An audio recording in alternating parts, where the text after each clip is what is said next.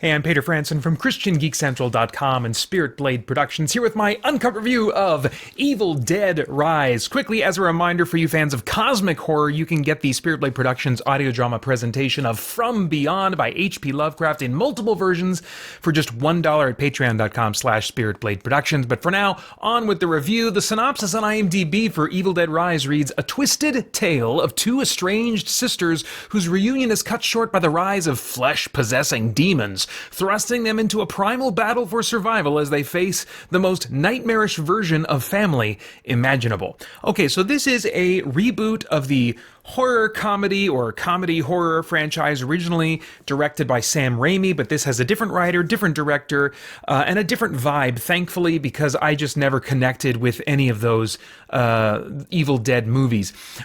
It opens the movie, after kind of like a stinger that introduces the horror aspects. After that, it opens with some time investing in really kind of a grounded family drama, a broken family just kind of trying to get by and survive together. And then it swiftly and steadily escalates into demonic possession of corpses and the corpses of loved ones. Some disturbing body horror here and there, and then buckets and buckets of blood and gore that took things to 11 and just kind of kept them there. They're not going for laughs, I don't think, except for a couple subtle gags, but not scary to me either. I was glad they weren't going for laughs, but I wish I would have been scared. Really, the best cringe-inducing or disturbing moments involved somewhat relatable bodily harm, but things just escalated beyond that to the point of just numbness. The more blood and gore, the less afraid, the less cringy, the less disturbed I felt. I appreciated that they tried to make the evil personal, having this evil taking control of the bodies of people that the characters, the protagonists, really loved and cared about.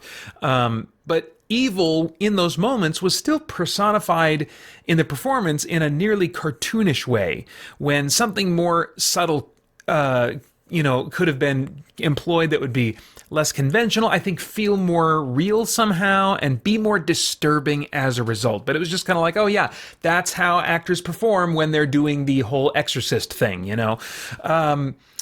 Evil also lacked a solution that required personal growth from the protagonist, forcing them to kind of like push beyond the established limits of themselves, apart from just kind of gritting teeth and being brave. Now, in the family drama portion, the protagonist at the beginning is established as kind of a screw-up that always needs her older sister to help her out of things, so symbolically she becomes capable and independent, but not in a way that, where she's having to make the right life choices and having to, clean up her own messes and be responsible for her own choices and stuff like that. That would have been kind of like the through line for where they started her at the beginning. But instead, she's a screw-up who always depends on her sister, and her growth as a character, I guess, involves being brave and then just making bloody paste of everything. So, I at least appreciated that it didn't seem to be trying to be funny, but I otherwise only felt disturbed a couple of times, and after that I just kind of felt like taking a shower. It's like, man, there's a whole lot of blood and guts everywhere. The performances, cast, things like that. I felt like the cast was pretty solid, but the acting and the cinematic style sometimes dipped into these movieisms. Like I said, it's like, oh, okay, these guys are like, they're doing The Exorcist right now, that felt more like just kind of things you do in movies when you're doing a people possessed by demons type of scene, rather than maybe how people would really react to what they're experiencing under really horrifying, traumatic circumstances. And I think I would have liked something that felt a little bit more like that. Okay, stunts and visuals, a decent blend, I thought, of practical and CG. I think they really could have given in and gone way more digital, so I'm glad they didn't do that. But I still wanted a few things to be done practically that I think could have been.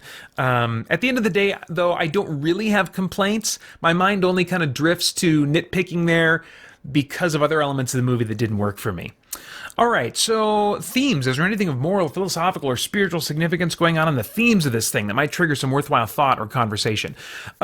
Well, there's the use of a transgender actor playing what is likely intended to be a transgender character that may either prove a distraction or a point of contemplation and conversation for some viewers, or maybe both. But it was very subtle, didn't strike me as being preachy at all. I suspect in 10 years we'll barely raise an eyebrow at this kind of use of that type of character. More relevant to me is the nature of evil and how it is defeatable in supernatural horror. That's always what I'm kind of looking for. Who or what can defeat the evil, whatever the evil is? Is it defeated by some kind of exorcism or by faith in Jesus in some way? That's a pretty rare one. Or by following its own rules spelled out in some arcane tome, which this movie did have an arcane tome. Or is it defeated by the power of love? Or, what is it? Or is it undefeatable? That's a haunting option that's used in a number of horror movies. Is it defeatable by a truth that the hero must accept and apply, that they were resistant to accepting and applying early on in the movie? That's a device as well that can, that's dramatically satisfying and can also contain some thematic messaging to consider. But in Evil Dead Rise, the evil is only defeatable by physically destroying it or mangling it into oblivion, which just provides a reason for the buckets of blood and gore that I mentioned earlier. And since the evil lives on afterward, and that's not a spoiler, you can easily deduce that from the opening scene, which takes place, the whole movie takes place one day earlier from the opening stinger scene, so okay, well, the evil's going to continue living on in some way, so... but the evil lives on, so it's not really defeated anyway. So the only thing I really came away thinking about was all the work it must have taken to clean up those sets. I just didn't find any themes really standing out to me here. All right, now I have no idea what your tastes are in movies, but if I were a time traveler, I'd go back in time and say, Peter. Oh, skip this one. Thankfully, it wasn't going for funny, but sadly, it's not scary. Mostly just a lot of blood and gore effects.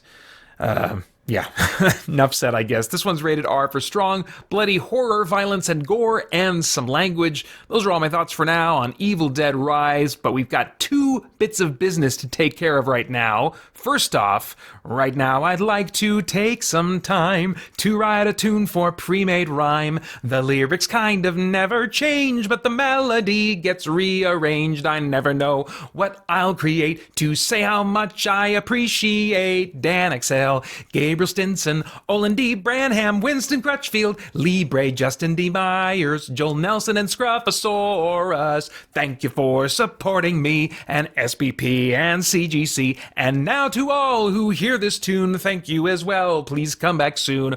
Want to hear your name in song? Then check out our page on Patreon. Also, I need to recognize Crusader 826. You're the fundraising MVP. You threw yourself in the mix. Bet you made your dad proud. Bet he'd sing it out loud. Well, he did, because that's me. Good job, Crusader 826, for your fundraising on the Christian Geek Central Game Save team this year. We raised almost $2,000 for St. Jude Children's Research Hospital. Was really fantastic in a difficult year of fundraising because of just economically where things are at in so many different places. So just a fantastic job to the Game Save team as a whole, and the MVP this year happened to be one of my sons. So anyway, yeah, great job.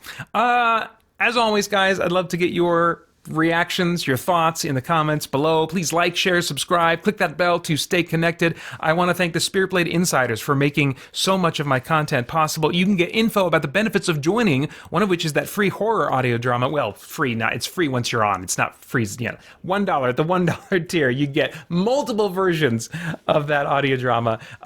Anyway, patreon.com/spiritblade productions, whole bunch of stuff there you can check out.